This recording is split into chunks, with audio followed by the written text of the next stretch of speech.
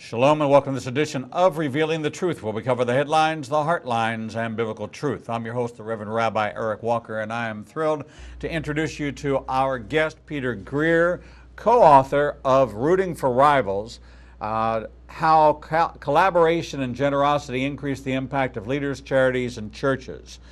Peter is the president and CEO of Hope International, a global nonprofit focused on Christ-centered job creation, savings mobilization, and microenterprise development. Peter was formerly employed by World Relief, serving as a microfinance advisor in Cambodia and managing director of Orwego Community Banking in Rwanda. Peter is a graduate of Messiah College and completed a master's degree in public policy at Harvard University. He resides in Lancaster, Pennsylvania, with his wife Laurel and 3 children. And I'll welcome to our program a fellow Pennsylvania native, as I grew up in Pittsburgh. Peter Greer, welcome to Revealing the Truth. Thanks so much for having me on. Peter, what an interesting background. I come out of corporate, 35 years in corporate America, was with AT&T and Hewlett-Packard, responsible for strategic alliances, have been in underdeveloped and developing nations, trying to develop technology partners and technology really development. So not at the level of micro enterprise, we were more of major enterprise, really getting to the governments and trying them to get them convert over to our technology because the infrastructure of all these countries still runs in an IT world, even if the people are living out of huts. There's still a capital city, and they still have the need for IT.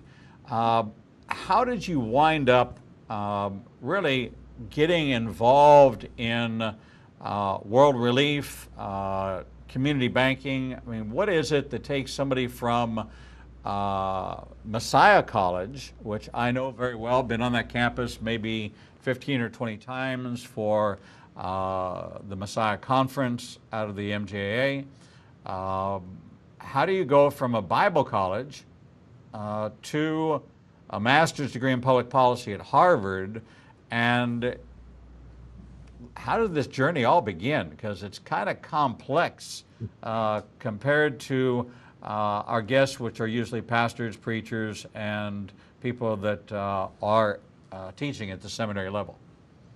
Well, first I want to say thanks for your corporate career, because just 3 days ago I was in Rwanda and I was able to FaceTime my family every single day. And so all of your investments in IT and the way in which so many countries have really experienced leapfrog technology, taking the best of modern technology and really bypassing landlines and having great cell coverage that allows me to FaceTime my family from virtually any part of the country.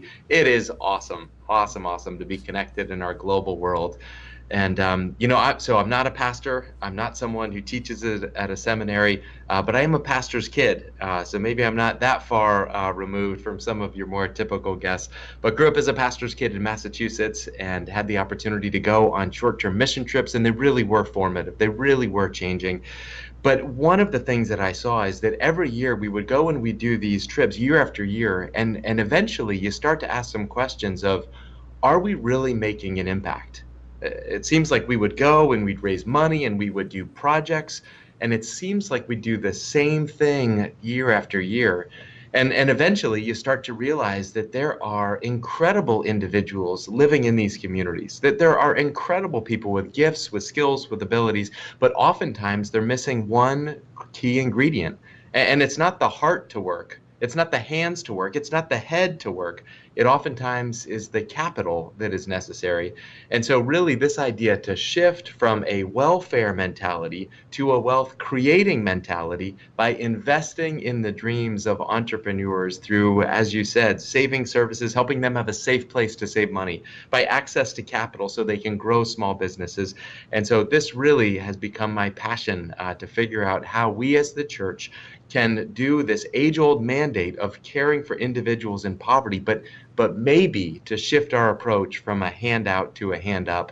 And so that has become my passion. Found out about it over 20 years ago while I was a student at Messiah College, And I am so fortunate to continue to be doing this work of really investing in a remarkable group of individuals and watching them use their God-given potential, God-given creativity to really provide for their families, build their own churches, and impact their own communities.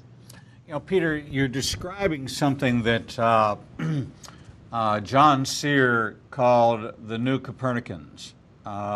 This generation that wants to change the paradigm, and he called them the Hinge Generation, that they want to move from what we always did and how we always did it, not abandon it, but become a hinge to take us into the future, for the door to swing open. And I thought it was a very brilliant analysis because of the time of Copernicus. Of course, he was a radical. He was somebody who had new thinking. He happened to be right, but the populace was against him and discouraged him incredibly, rejected his science. And it wasn't until later on that he became the Copernicus that we study. And so he looked at this generation that you belong to, that my daughter belongs to, as the New Copernicans and this new idea. I'm a big fan of Shark Tank. I don't know if you watch Shark Tank. Big fan of this. I still have the corporate spirit in me. I still have the entrepreneurial spirit in me. But the most relevant, the most, you listen to the advertisement for Bombas socks. We give a pair of socks away for every sock we sell. You look at how somebody has baskets or purses where the clasps are produced in this small country and the straps are produced in this small country, and the cutting is in this small country, and the assembly is in this small country, and they're impacting social relevance, and they're finding ways to empower indigenous groups of people to, through this microfinance, micro industry, because they don't need a $150,000 salary to live in Rwanda. That if they were making $10,000 a year, they would have a quality of life that far exceeded what our $100,000 a year income exceeds here. And so relevance, and it is that faith without works is death. That you're right. And this is not in any way a commentary on the missions work of building schools or adding rooms onto orphanages, but it does seem to be mostly focused in the same things we've always done. We're going to do that again. Here's the countries we do them in. And there were those who would say, then, if we were doing that, why is South Korea have America as number 3 on their list of countries that need to be evangelized, and they're sending missionaries over here? Because we have a homeless problem, we have a lack of good coverage for orphans, we have a poverty problem in America, and they're sending missionaries over here to help us with our stuff. It's a very interesting dynamic of understanding the world of the mission field. And I was a missionary. I left corporate America to become a Jewish evangelist in Birmingham, Alabama. I left my home and my corporate job to come plant a new work to reach the lost sheep of the house of Israel in Birmingham, Alabama with the gospel, and to ignite the church to embrace the Jewish roots of Jesus and the entirety of Scripture, which grew into now an international outreach called Igniting a Nation. And we ignite Pakistan, we ignite Indonesia, Malaysia, India, Israel. I mean, we're watched all over the world. So there's people that you may, on your next trip, say, hey, I saw you on Revealing the Truth, because we have a large, and we're prime time in those particular areas where in the evening where they can actually watch with the technology. They may not have television, but they have internet. So it's a very interesting dynamic. So changing this paradigm, changing this thought also has caused you to take a new look at this concept of rivalry. What is your observation? Here you are, not you're a pastor's kid. You've watched how the church has developed here in North America.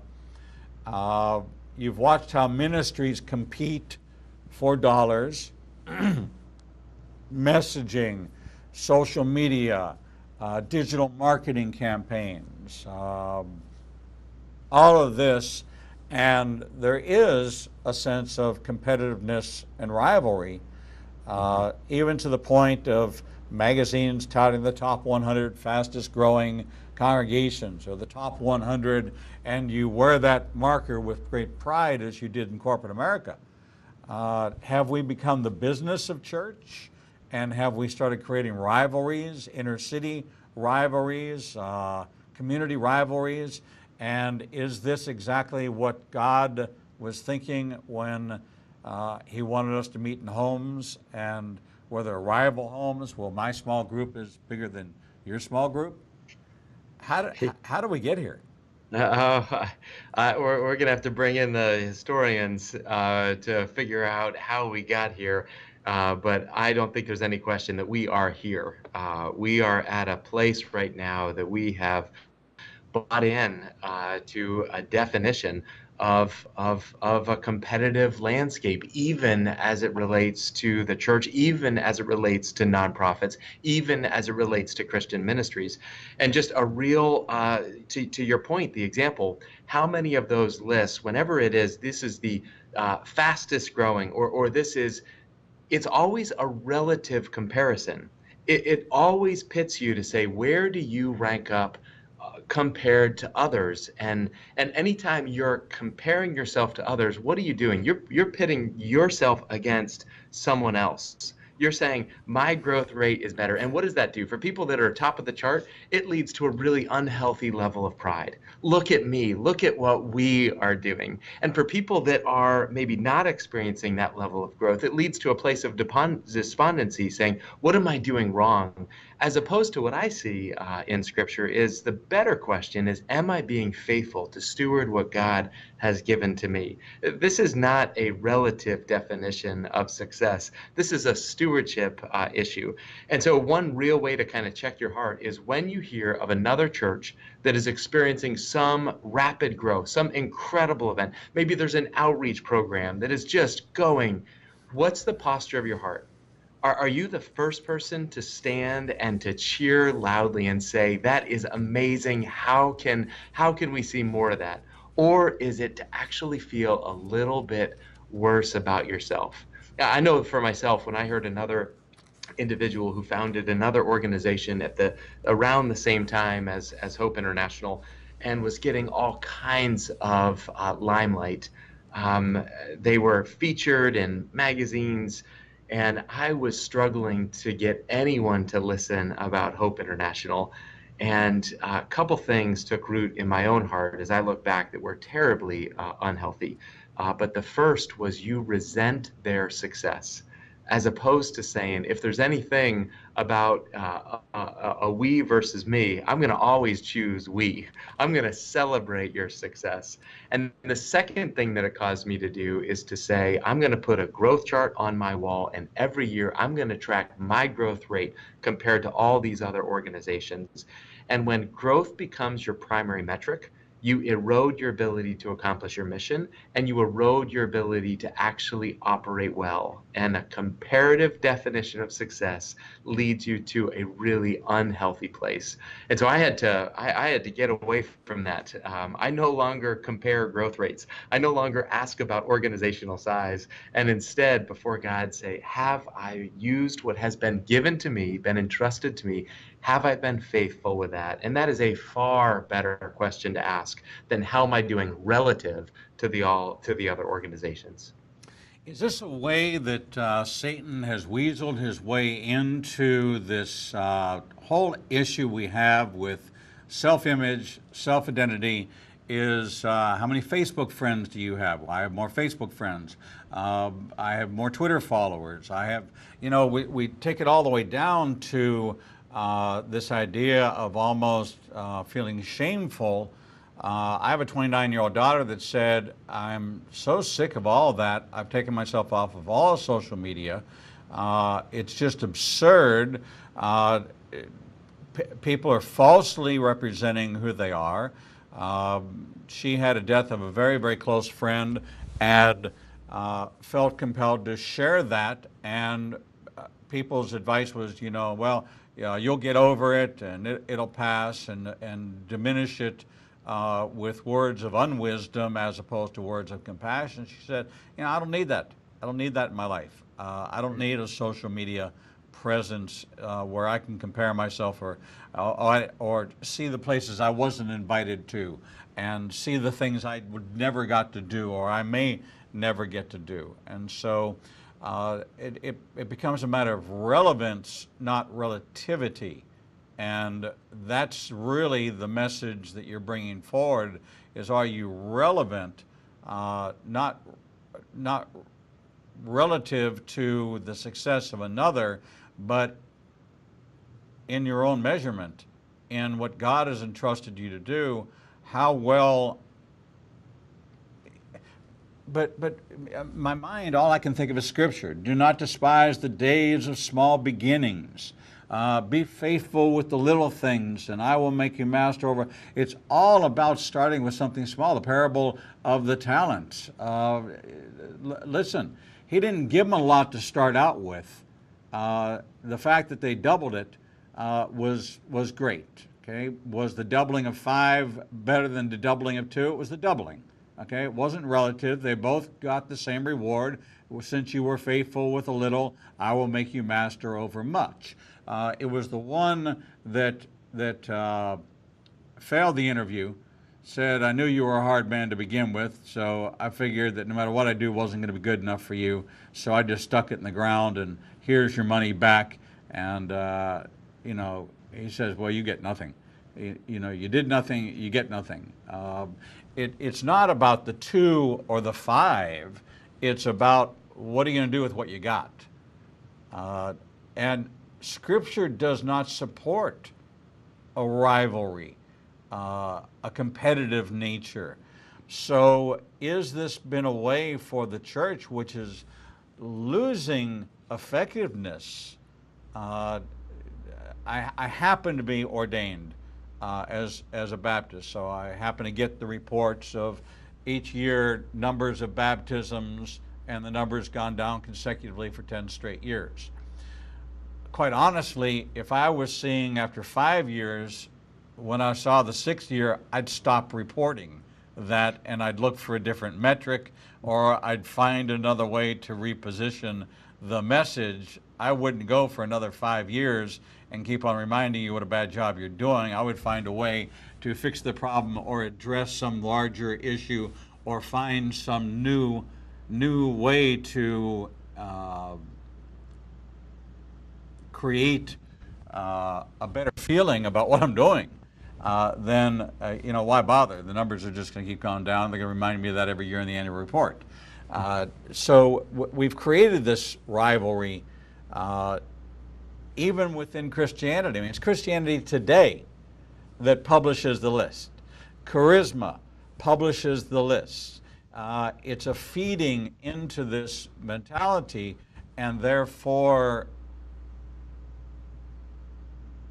how do we reach the lost? Yeah, I think your point is very well taken. That when the world looks in at the church, and they see us in a circular shooting ring where we are taking each other out, sometimes subtly, sometimes not so subtly. We're talking negatively about the other. Let me tell you why my church is better. Let me tell you why my ministry is superior. And just this artificial sense that we identify others as our competition, as opposed to, we don't wrestle against flesh and blood. We have a far bigger and grander mission than about trying to jockey for just a little bit more relative growth or relative success. And so I think the world looks in and they see us squabbling, fighting, undermining each other, and they say, I don't want to be part of that. If that's what it means to be part of, I don't want to be part of that. As opposed to, in the writing of the book, I can tell you that there was so much encouragement, because what we found is that there is a new posture. There's a new hinge that is opening, and it's rejecting this form of small thinking, of territorialism. It's rejecting this idea that it's us versus them. It's rejecting this idea that our competition is the other church or the other organization. And it's examples of collaboration and generosity, and the impact in those situations, the impact where people are saying, let's have a bigger goal than just our little organization.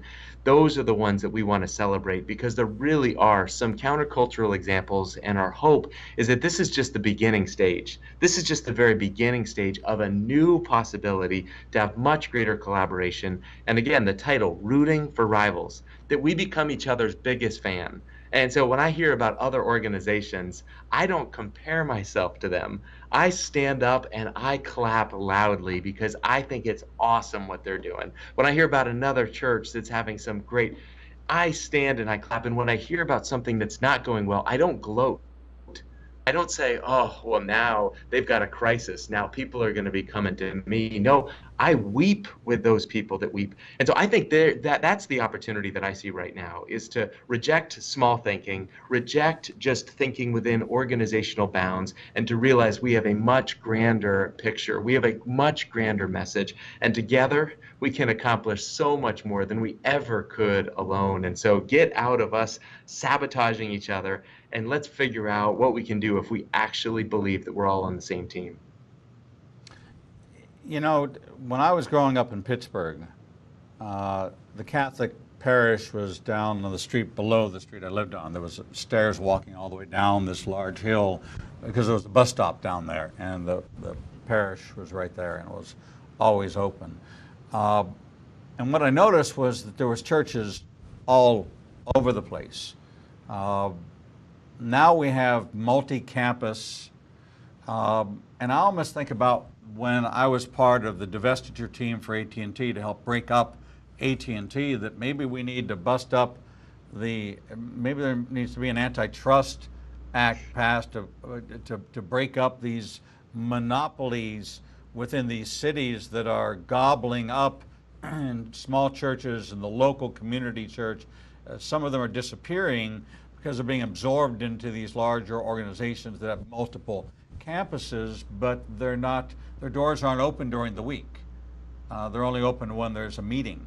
And so the idea of having a local assembly, so they say, well, the small groups do all that. And so now they're advertising, well, we have 2,700 small group choices, where another church only has 1,150 small. So we give you more small group choices than any other. And even that becomes a source of competition between this. And it makes me think that the vision has changed. And Scripture tells us without a vision, the people perish. It doesn't say without a vision, the church perishes. It doesn't say without a vision, the multi-campus megachurches perish. It says the people, the little guy, the one person who has the greatest need for the services of a local pastoral presence, or a local community presence, or a place to go for comfort, or somebody to go to.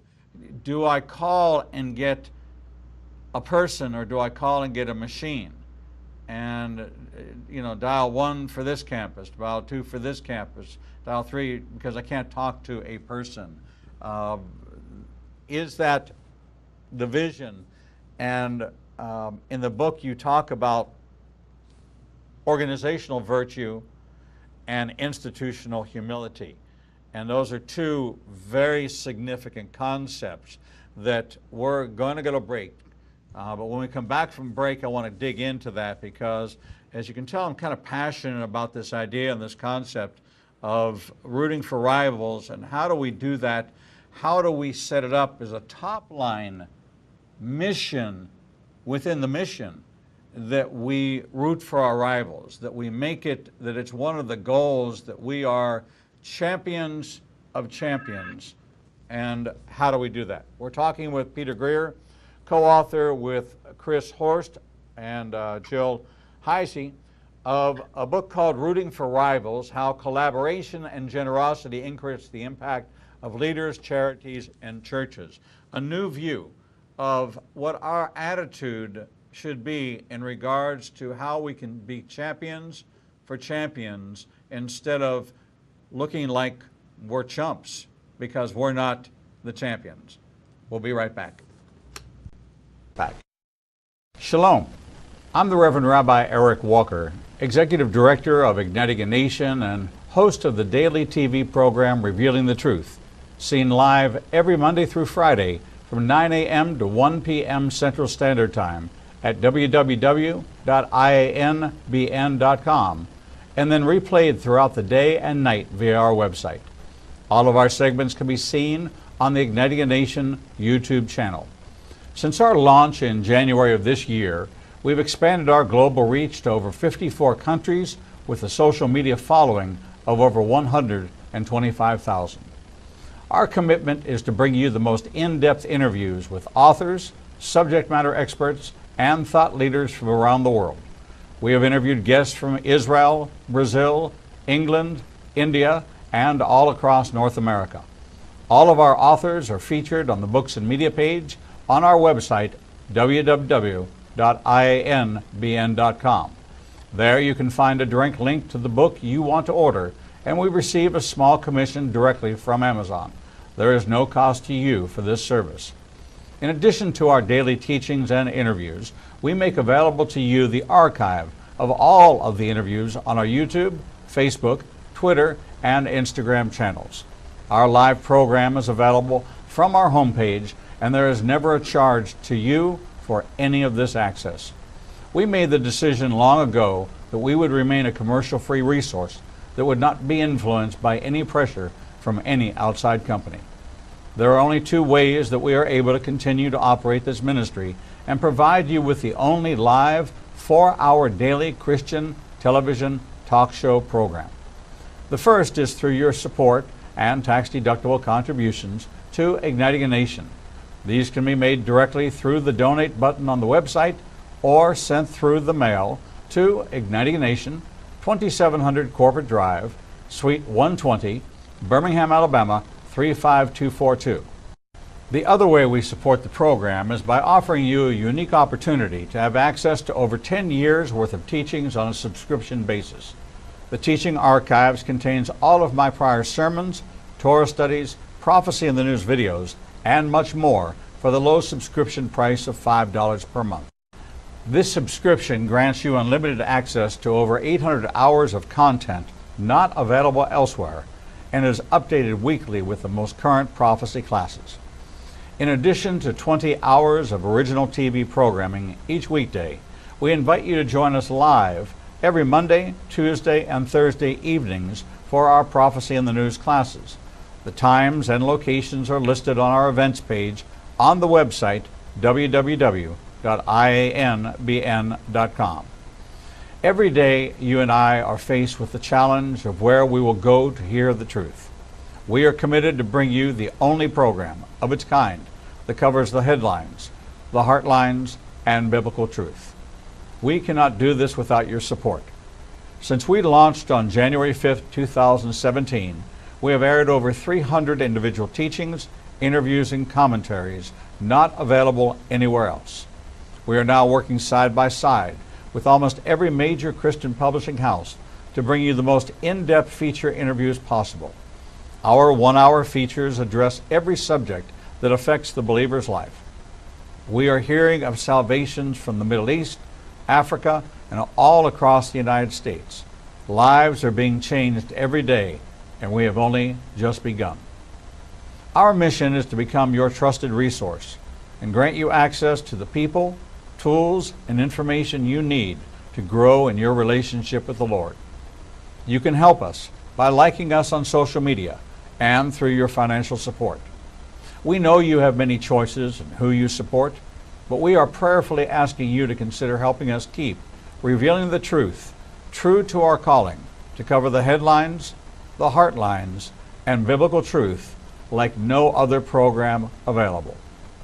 Donate today and help us bring the message to the four corners of the earth. Visit www.ianbn.com and donate, buy a book, or subscribe to our teaching archives. Without you, we do not exist. Shalom and welcome back to this edition of Revealing the Truth, where we cover the headlines, the heartlines, and biblical truth. I'm your host, the Reverend Rabbi Eric Walker, and we're talking with Peter Greer, co-author of Rooting for Rivals, How Collaboration and Generosity Increase the Impact of Leaders, Charities, and Churches. Peter, welcome back to the program. I'm enjoying our conversation. Thanks for having me. So am I. When we went to break, we brought up the two terms that we're going to discuss right now, and that's organizational virtue and institutional humility. First of all, what are those, and are they really are they altruistic, idealistic, existential concepts of the great philosophers, as someone once called Socrates, Socrates, Plato, and Aristotle? Are these real? Are these Peter Drucker concepts, or are these real ministry concepts that are biblically founded, biblically grounded ideals? So once we identified that this challenge of organizational posturing, of competition, that it was widespread, and it wasn't just widespread in organizations around, I saw it in my own heart, and I did not like what I saw about how often I would identify other organizations as my competition, as opposed to my brothers and sisters doing great work that I want to cheer on. And so we started a process of listening, of trying to figure out who are those leaders, what are those organizations that have a different approach, that really do have a collaborative, an open-handed, a generous posture.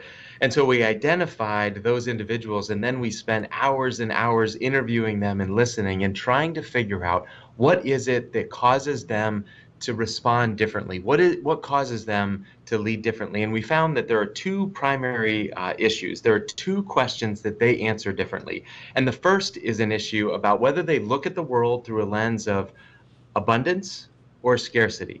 When they look at the world, is there enough, or anytime you get a little more, does that mean there's less for me? And the most generous, the most open-handed, the most collaborative leaders, the ones that really do root for the rivals, they look at the world through a lens of abundance and not scarcity, believing that 5 fish and 2 fish and 5 loaves, that's enough. That's enough to feed the multitudes when it is blessed by Jesus. And then the other question that they answer differently is, do I believe that my calling is about my little club, or is it about the kingdom of God? And so organizations that had an expansive mission, organizations that believed in a world of abundance, those are the individuals that really are having an outsized impact. And then we spent some time thinking, so what causes us not to inhabit that space? And that's where this issue of virtue comes in, this idea of virtue and vice. And we borrowed an ancient list, the 7 deadly sins, and applied them at an organizational level to realize that this ancient list and the corresponding virtues become the virtues become the antidote to us from shrinking into this little side of envy, this little side of greed, this little side of sloth, this little impact. And so we contrasted those leaders and examples that believed in a world of abundance, believe in a world that our calling goes beyond our organizational boundaries, and then pay attention to the virtues personally and institutionally that allow us to lead and serve with a much more rooting for rivals type approach. When you looked at models for success of organizations that went against the grain, thinking of Chick-fil-A closed on Sunday, now rising up the ladder to ultimately become the #1 fast food chain by maintaining virtues, by not being like others, but by impacting the community, donating to local charities, donating food for any event. You call them and say, I've got something. They say, we'd be more than happy to cater that for you, to take care of that for you. and offer it up. They are free with coupons and for free drinks and for all kinds of things without any regard. Even their commercials, which are hilarious, don't target the competition. We're not 1/3 bigger. We're not 1/3 faster. We don't have any of those relative comparative terms. We just are who we are, and let us present the value of us to you. And I think that that is an organizational virtue and an institutional humility that says that measure us against us. Are we doing the best job for you that you think we can? And if we're not, don't compare us to the time. We don't have a clock with wait times, and we don't guarantee you're going to get your pizza delivered in 20 minutes. No, we'll get it to you in 17 minutes. No, we'll get it to you in 15 minutes. No, first of all, pizza's not that good for you. All right, so, why are we fighting over minutes when we ought to be fighting over pounds? But from an altruistic perspective, can pastors, can ministry leaders really, and I say this kind of tongue-in-cheek because this is our model. We actually partner with regular featured guests that have their own other television programs and other television networks. Right. And they're on with us once a month, and we're not on with them. And you would say, well, why do you do that? Shouldn't you ask to be on with them? And my answer is no. It was my idea to have them on with me. It was not a conditional covenant. It wasn't a conditional relationship. It's because I thought they brought incredible value and insight, and I want to be friends with them. Whether or not they ever have me on their program, that's up to them. If it's within their program, our program, it says I want them, and we put their logo and we promote them, knowing that if we raise the water, that all the boats rise, as opposed to just our boat. But what does that take for an organization to actually change their mindset and pass that down, because they've created this, when you talk about a team, when you say team, you think of competitive. Who are we playing against? Right. We're trying to build the best possible team. Well, compared to what? Compared to whom? Relative to what? Very hard to take relativity out of the equation. So how do you do that? Yeah, and again, I feel like I'm still in the learning stages of what that looks like to actually do it. But you used a really significant word. You used the word friends. And I think that is a powerful word. And oftentimes, the actual programmatic implementation, it flows from relationship. And so a real simple example is, what are you doing to get to know each other? And there's an interesting case study that happened within the world of Bible translation, because that's a goal that many organizations have. How can we get God's truth translated into every single language? And there was one foundation executive that told me that he had 3 different organizations pitch him on the same translation for the same language for the same people group within 1 year. And he said, we have a problem here, because the impact is 1/3 of what it could be if everyone focused on a different, and we somehow, or we could partner together. And so that caused a group of individuals to come together and say, we've got to figure out how to share information. So they created a shared database. But more than that, to the point of friendship, they agreed to meet together at Dallas Airport every single month to have FaceTime with each other. Now, organizational leaders from all of these different organizations, that's a crazy commitment to go to one airport once a month, but they said it's that important. And you know the result? The result is that what they initially believed would happen by the year 2150, now it is estimated that the Bible will be translated into every language by 2033. So they took 117 years off of this massive project. Why? because they were willing to imagine what would happen if we joined together. What would happen if we raised resources together, not for our organization, but for the grander cause. And what is true in Bible translation, I believe is true for every single community. What would happen if a group of churches came together and said, our goal is that we're going to reach this community, not compete with each other? What would happen if college campus ministries would say, our goal is not just to build an organization, it's to make sure there is a vibrant presence on every single campus. How can we join that? For anti-human trafficking organization, our goal is not to build an organization, it is to end human trafficking, poverty alleviation. Our goal is not to build Hope International, but our goal is to make sure that we see extreme poverty eliminated in our lifetime. And those are the types of examples that we want to see more of, that we want to celebrate. Those are the types of things that happen when we stop thinking just about our small piece and get a glimpse of a much grander mission. And I want to spend my life on something bigger than building an organization. I want to spend my life building the kingdom that is going to last for all eternity.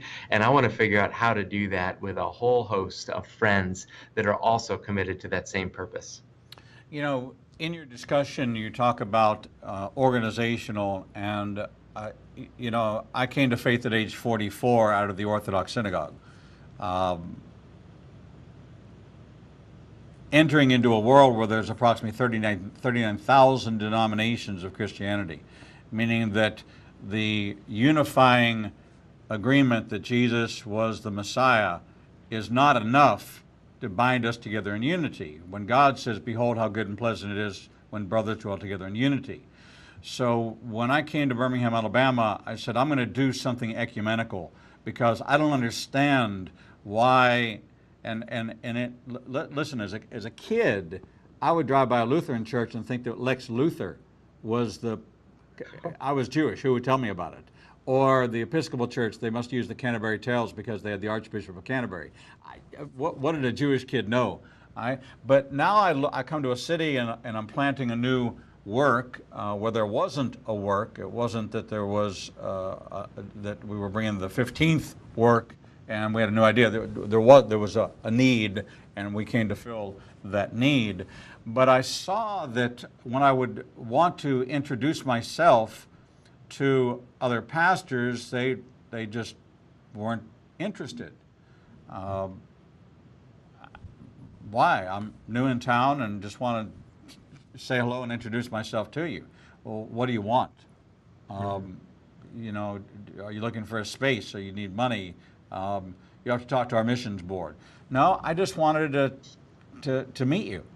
So I established the community, COMM, capital COMM, a small COMM, capital Unity Passover Seder, and I invited every congregation in Birmingham, Alabama, to have a common unity for one day. I said to them, for one night a year, could you set aside your denominational differences and come sit, if you got an invitation to sit at the Last Supper with Jesus, would you accept it?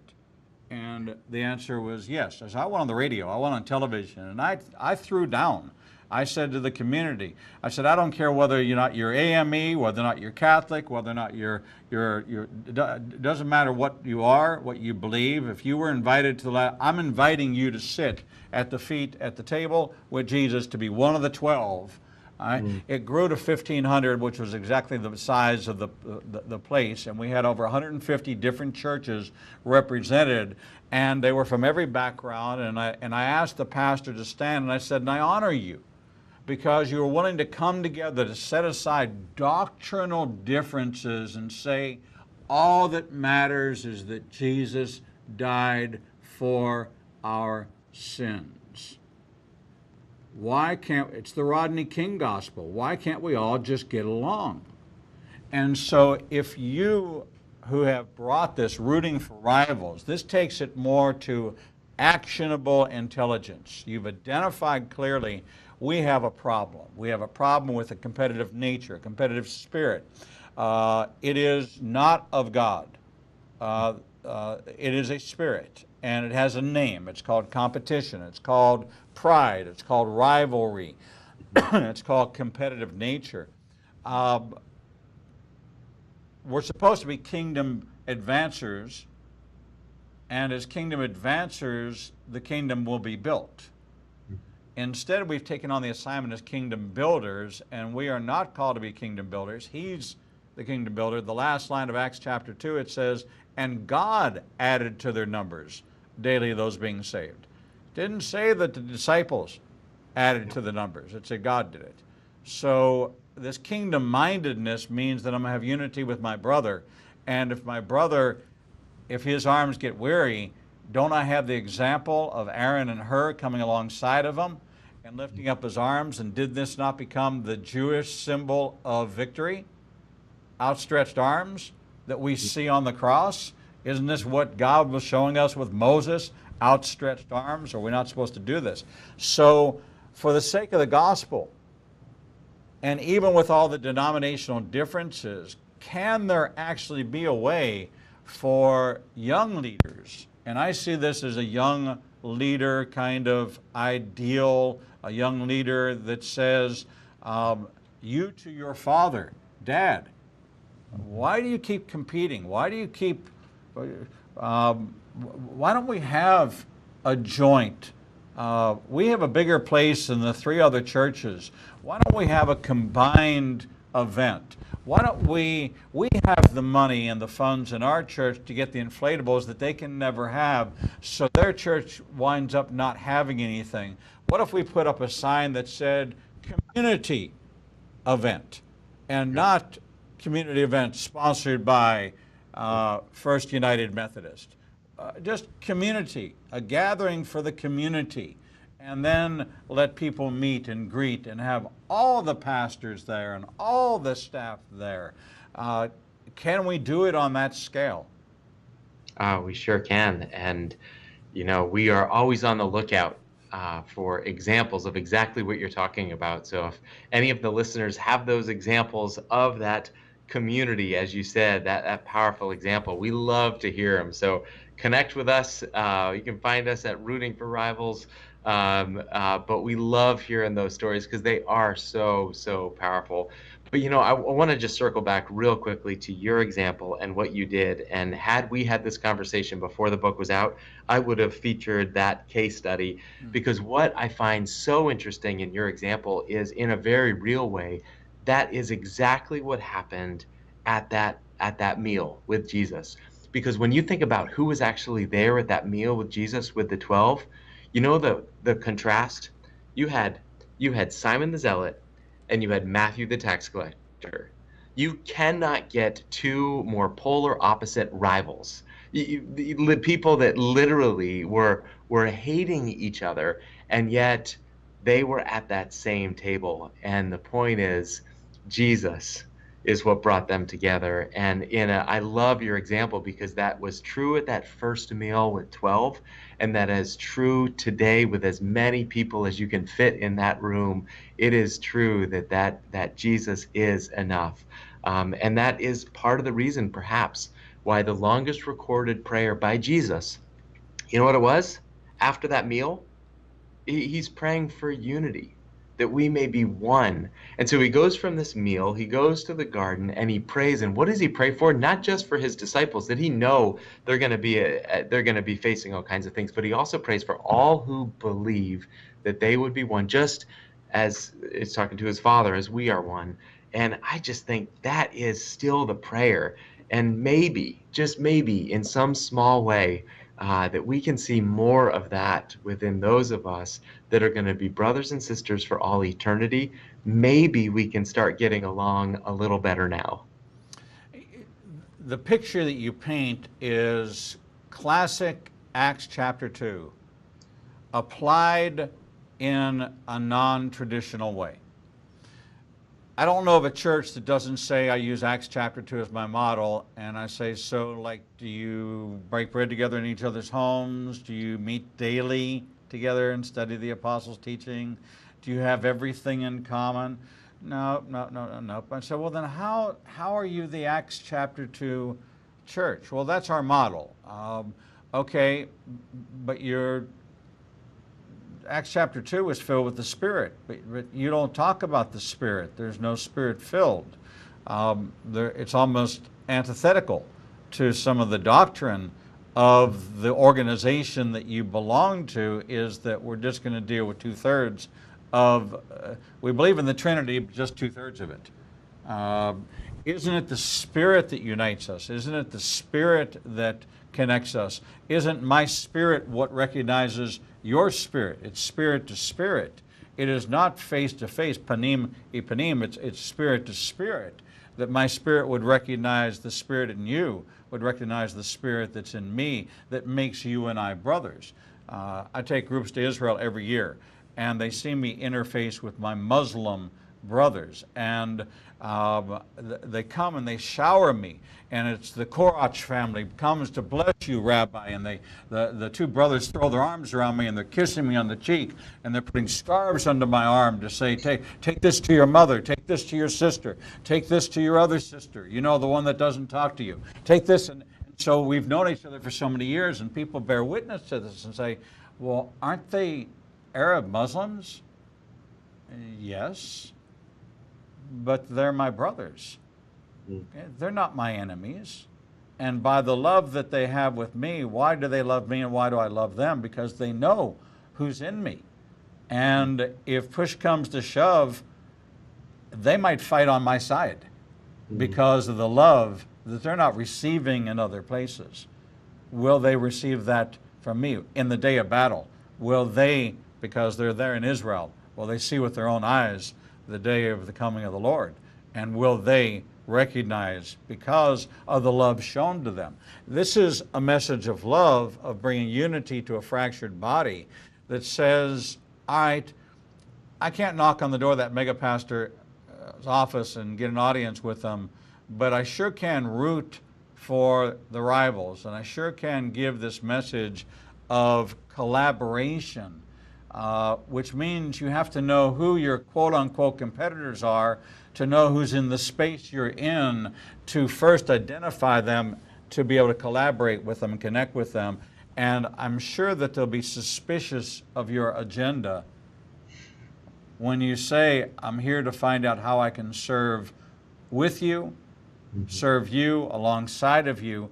You're better organized in this community than I am. How can I come alongside of you and help you be even more effective with some of the resources we have?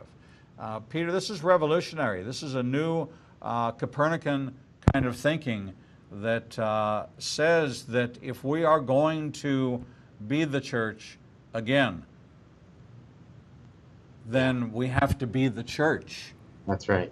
Again. That's right. And have everything in common, and sell what we have and take care of each other, and talk to each other, and collaborate with each other, and cheer each other on.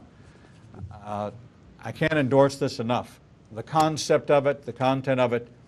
Rooting for rivals, Peter Greer, how collaboration and generosity increase the impact of leaders, charities, and churches.